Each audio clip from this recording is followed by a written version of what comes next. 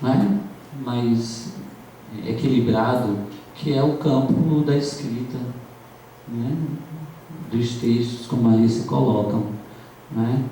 Mas terminando, não se dança com escrita, né? Talvez seja isso aí.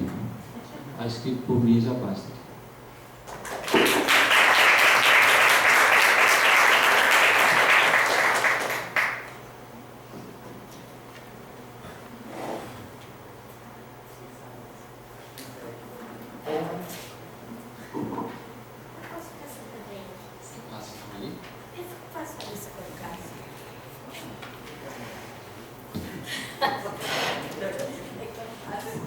Eu passo.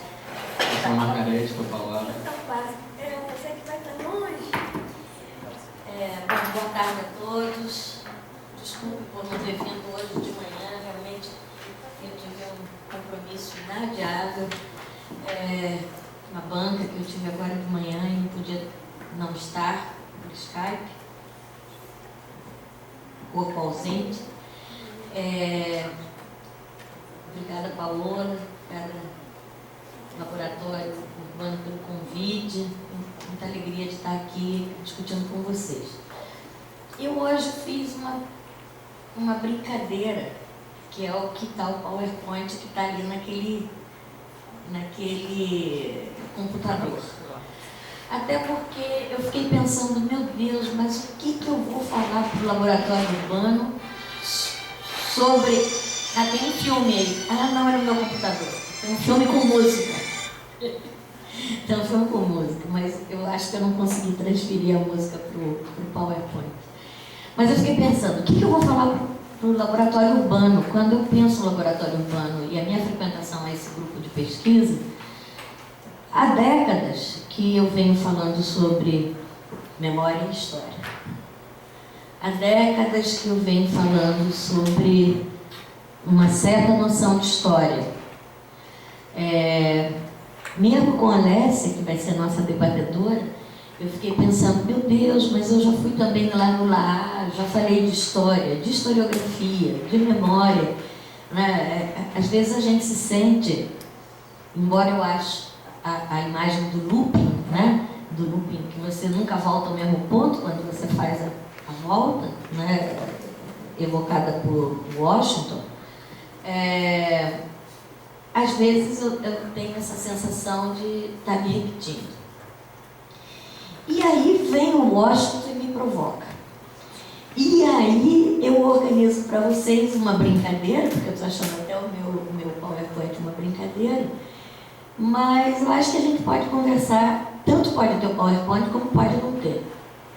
Porque só de ouvir o Washington, eu acho que tem matéria suficiente para discutir coisas que eu acho que precisam ser discutidas, que devem ser discutidas, e com as quais 85% delas, 89,2% delas, eu concordo, e algumas eu discordo. Então, eu não sei se a gente vai pela discordância ou se a gente vai pelo PowerPoint. De qualquer forma, eu fiquei pensando, Washington, num tema e numa palavra que você não usou, e o subtítulo da minha fabulação vem muito dos debates até da banca de hoje de manhã, sobre uma forma de escrita que também a gente discutiu outro dia, na segunda-feira, né? Às vezes uma forma de escrita onde não há corpo, não há carne, não existem atores, para usar a palavra que ontem a gente falou. Afinal de contas, qual é a matéria do historiador? A matéria do historiador é o passado, é a reflexão sobre o passado, é a distância sobre o passado, ou a matéria do historiador é esse corpo feito carne, mesmo quando ele é fantasma, e que está aí, e que se impõe, se impõe no sentido positivo da palavra impõe, que se apresenta.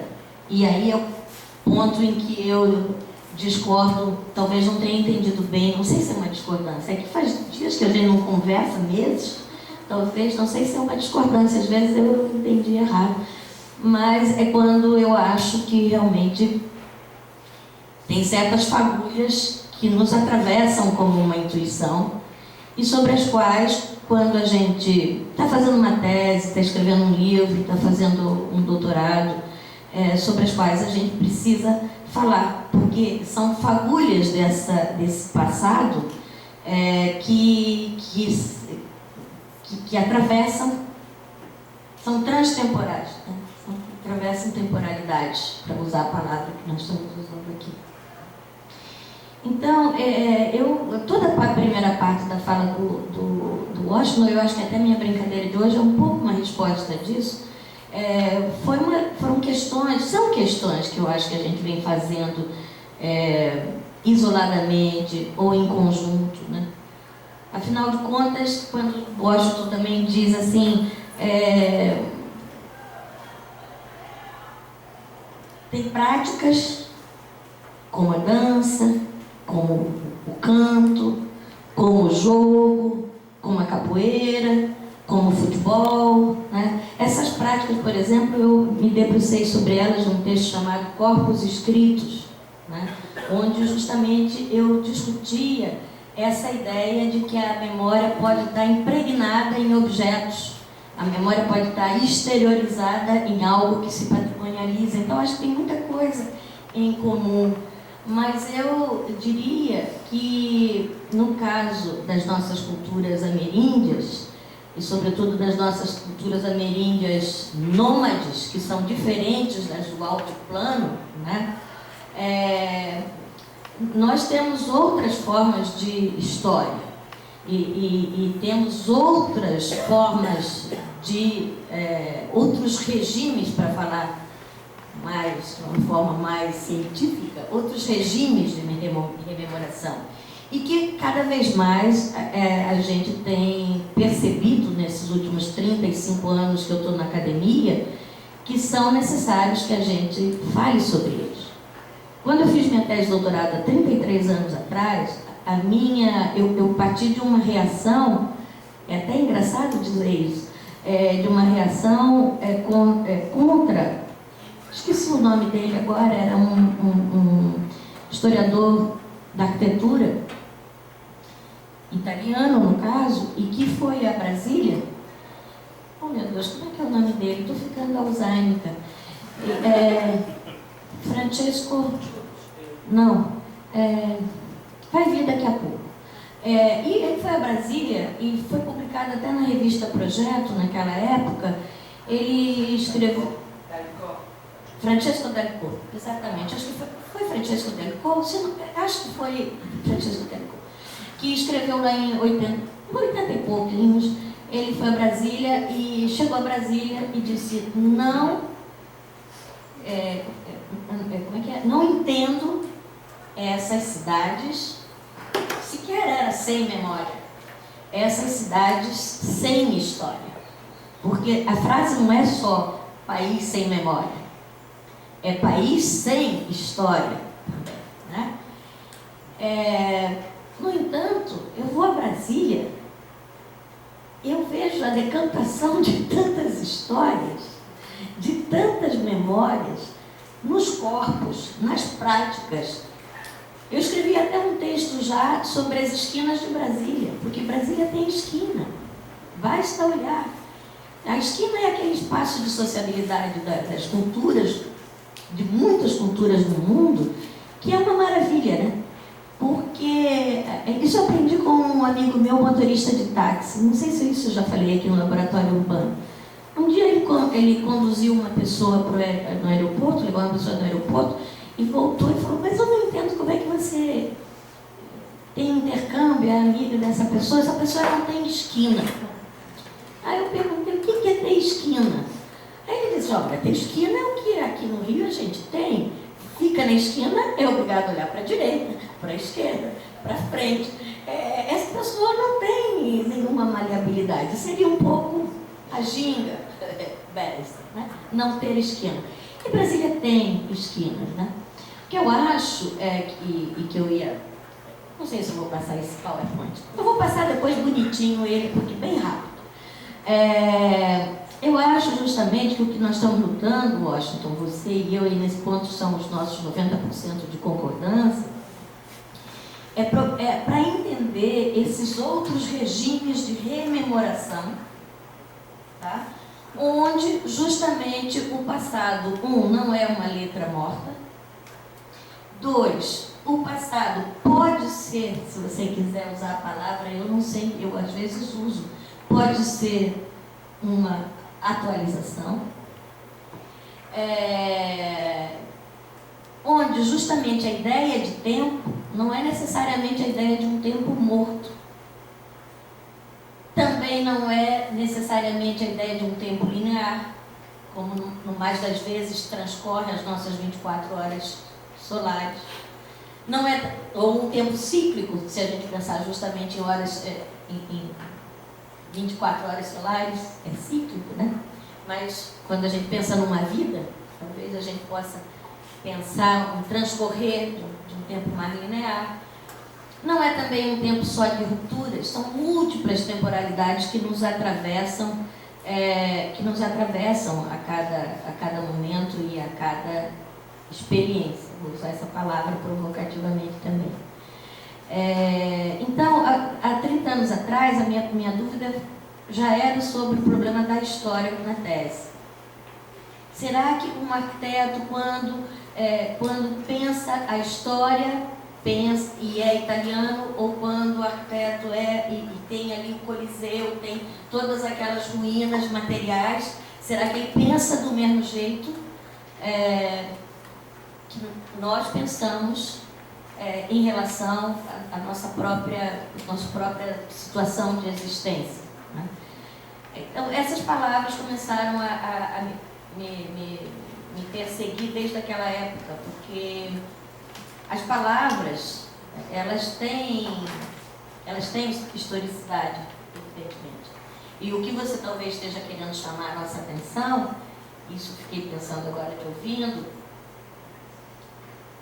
até que ponto a gente tem que perseguir outros regimes de rememoração e outras formas de narrativa da história, como historiador, de histórias como historiador, ou talvez essa seja uma palavra que sequer entra dentro das nossos modos de fabulação, por exemplo. Eu não sei até onde você foi com a sua radicalidade nesse sentido.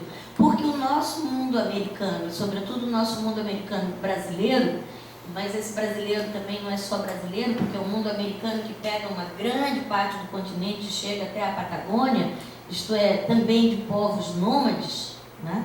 Ele nos coloca o problema do movimento de saída. De saída. Eu coloquei aqui nesse PowerPoint, né? Pode passar o PowerPoint. Eu ia começar falando dos couros e das corés,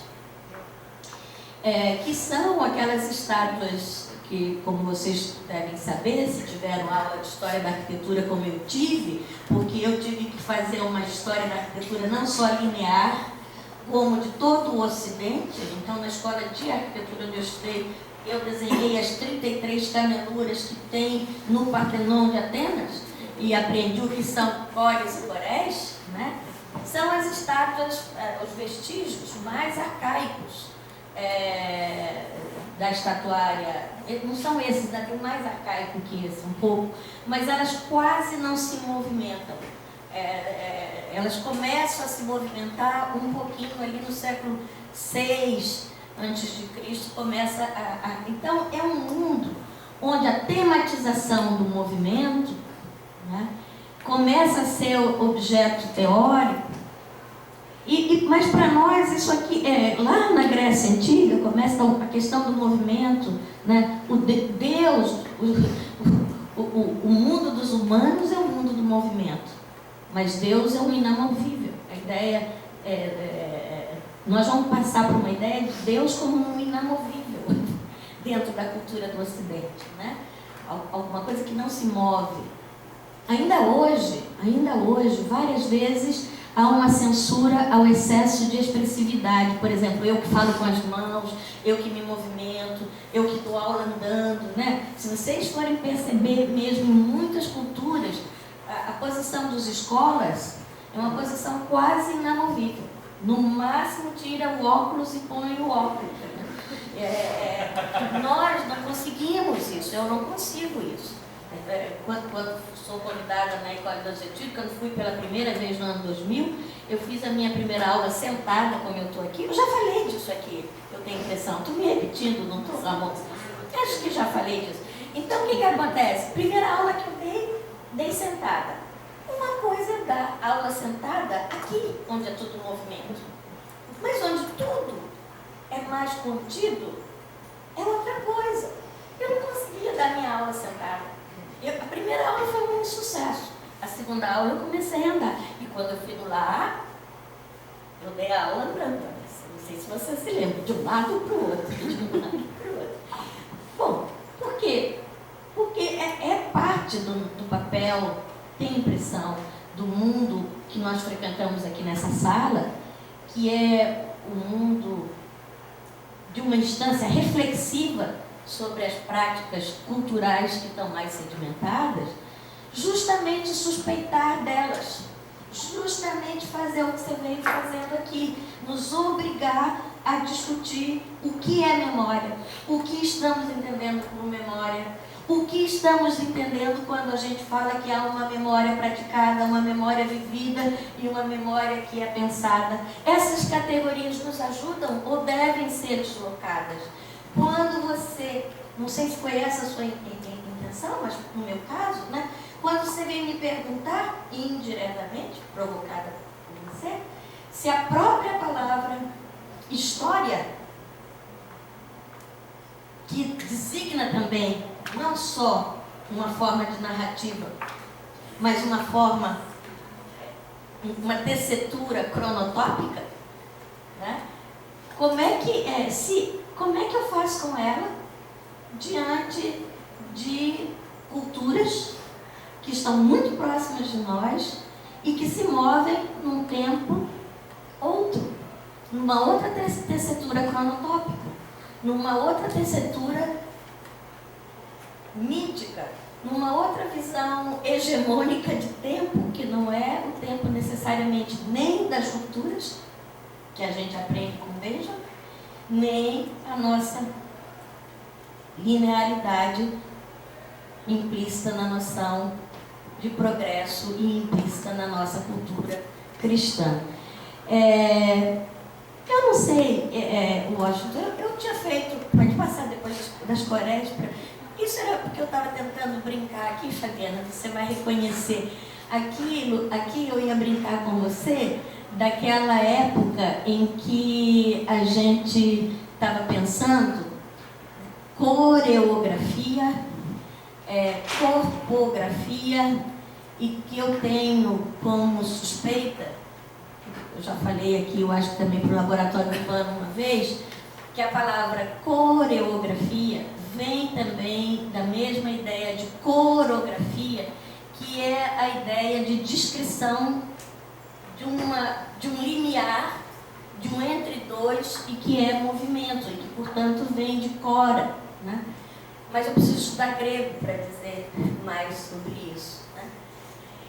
E aí, Washington, eu tinha trazido para a provocação, não sei se eu estou no tempo, Paola, ou se está muito... pode passar o outro. Veio em francês. Aqui. E essa outro pedaço que eu venho pensando também, né? Como pensar, então, essa história em movimento. Essa história, como narrar o movimento. Porque aí, Washington, a gente chega a um linear também. Nós estamos aqui, eu não sei se eu falo como historiadora, quando você falou daqueles sujeitos que não têm, já nem sabem sua identidade, né? ou que ousam, é quase uma obscenidade falar que falasse como sujeito, né? Eu já não sei se eu sou historiadora, se eu sou arquiteto, se eu sou urbanista, se eu sou simplesmente, o que sou simplesmente alguém que se coloca perguntas e que escreve e deseja compartilhar essas perguntas, né? Então, mas acontece que eu estou aqui na academia, nós estamos aqui na academia. E nós nos dizemos, de certo modo, numa identidade provisória, eu me sinto historiadora. A palavra, a fabulação de historiador, e aí a palavra fabulação coloca para a gente problemas, se a gente também não esclarece. Tem que esclarecer a memória, tem que esclarecer a história, tem que saber do que nós estamos falando. E também o problema, nós temos que saber também da experiência, o que nós estamos falando sobre experiência, mas também o problema da fabulação, porque a palavra fabulação, ela está muito ligada a uma forma de narrativa que, se a gente não tomar cuidado, ela também fica em segundo plano, porque ela, sem querer, ela mantém a noção de verdade. Ela mantém a noção, ela se aproxima do sonho, ela se aproxima de uma alternativa, ela se aproxima de tudo aquilo que eu tenho a impressão que você também está querendo lutar contra. E aí é o problema do historiador, porque eu acho que o historiador no meu caso eu já estou terminando minha carreira, mas vocês, jovens historiadores, nesse começo do século XXI, a narrativa histórica, justamente, ela é uma narrativa. E, portanto, esse fluxo do presente, o fluxo do presente, ou ele é um gerúndio, ou a palavra é poética. A palavra do historiador é uma palavra entre dois. Daí, talvez, também a minha apreciação, embora eu fale muito, mas a apreciação da palavra do ensaio. Hoje mesmo na banca, hoje de manhã, queriam que o aluno fizesse uma tese que tem o primeiro capítulo, que leva para o segundo capítulo, que leva para o terceiro capítulo. Ora, isso é uma narrativa linear. Será que nós vamos mudar também os nossos tipos de narrativa? Além de pensar sobre as palavras, os conceitos, a colisão, o conflito entre conceitos que a gente está usando, será que não vamos também ter que... nós estaríamos engendrando, neste começo do século XXI, novas... Não quero usar a palavra novas. Estamos mudando nossas formas de narrativa, porque a palavra mítica ou a palavra do poeta, ela é de uma natureza. Dilton dizia que hoje de manhã vocês começaram lendo Ricardo Aleixo. É de outra natureza. Quando eu ouço, por exemplo, Arnaldo Antunes, eu penso, não preciso dizer mais nada. Mas quando eu venho para a academia, eu penso, não, a gente ainda tem que insistir em uma tarefa que não é de esclarecimento, mas talvez seja de tornar nebuloso, no sentido de tornar complexo, de tornar complicado, de nos obrigar a refletir sobre as coisas que a gente está usando. Eu tinha feito para vocês hoje um outro roteiro. Eu tinha um roteirinho aqui, porque eu ia falar hoje de manhã, e tem inclusive um desenho. Tá? Um desenho porque eu queria levar vocês para o que eu estou chamando do polígono do Rio Vermelho. Por uma série de razões, eu tenho frequentado esse polígono do Rio Vermelho várias vezes. E, infelizmente, por conta da banca de hoje de manhã, eu não pude tirar mais fotografia. Mas eu vou convidar vocês ao exercício da imaginação. Quando você está nesse polígono do Rio Vermelho, você tem ali, não sei, você tem 2 praças, você tem 3 praças ali, mais ou menos. Você tem a Praça da Igreja de Santana, você tem a praça que fica, uma pequena praça que fica atrás da Igreja de Santana, onde tem o acarajé da Regina. Você tem a terceira praça, que é onde ficam os pescadores sentados, e você ainda tem um pequeno alargamento da rua na frente da igreja, né? Ali, para quem quer pensar temporalidades, camadas, escavações, arqueologias, é um prato feito. Você sai de manhã para ir, como eu fui ontem, ali na esquina, você é atravessado, são bólidos, são meteoritos, como a gente discutiu outro dia na tese da Jana, que vêm, são tecidos cronotópicos que vêm na sua cabeça. Você tem uma igreja, vou errar a data, mas provavelmente a de Santana é ali do século XVII, o início do XVIII. Você tem a igreja moderna, que é um horror, que deve ser de 1940, 60, errei o nome, para ver que o arquiteto está aqui, às vezes eu falo mal do arquiteto na frente dele. Bom, desculpe se estiver aqui. Bom, você tem ali vestígio de um forte, eu tenho certeza que ali tinha um fortinho, atrás da igreja. Você tem ali três botecos, onde tem uma população muito heterogênea. Você tem um canto, que é o canto dos pescadores que estão ali. Pode passar algumas imagens, eu não consegui fazer todas, né? E se a gente entra nesse universo aqui do polígono do Rio Vermelho, né? Você vai vendo essa diversidade de que nós somos feitos de uma maneira tão potente que é impossível que isso não atinja. Eu fiquei me perguntando, será que é porque eu sou estrangeira? Será porque que eu gosto desse lugar e cada vez eu fotografo esse lugar? Tem fotografias aqui que são de ontem e tem fotografias aqui que são de outras vezes que eu já vim aqui. As igrejas eu nunca fotografei. Fotografia de turista, né? Mas isso aí, essa experiência que eu tenho aí, ela é sempre assim. Eu começo a percorrer esse lugar como se não fosse nada.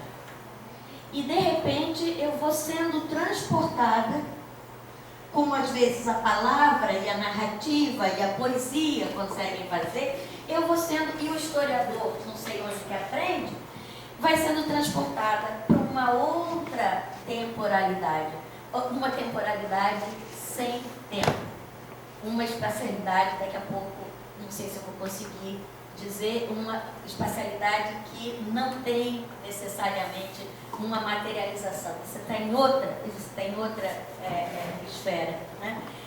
Já passaram minhas nuvens? Já passaram tudo? Então, eu fico aqui pensando, não é? Essa sedimentação dessas experiências... O que foi? Não, é porque era para ir fazendo vocês lembrarem desse lugar. Como eu quando... Não, pode ir mais para trás. Isso. Peraí. Aí você chega nesse lugar, tem o lugar dos turistas, tem o lugar da onde vêm as pessoas, a classe média mais alta de Salvador, comprar revista, como não sei o quê. Tem um trabalho antropológico, vocês que são da antropologia, ali, que é uma maravilha, não é? E tem, assim, um outro tipo de tempo também, ainda mais interessante. Passa outra imagem. Passa mais outra imagem. Bom, então para aí, porque eu acho que eu deixei o pescador sozinho. Tem um pescador ali que também está absolutamente solitário. Ele e o mar ali pescando. E isso não é hoje. Isso se a gente for amanhã ou depois da manhã, essa experiência temporal ele está fazendo ali. De que tempo o historiador fala? Que tempo o historiador busca alcançar? Que voz, e aí é o outro ponto que eu concordo com você, daqueles 0,8%, tem a memória, mas também tem o esquecimento. E eu acho que o historiador trabalha contra a memória, a favor daquilo que foi esquecido. Agora, eu acho que o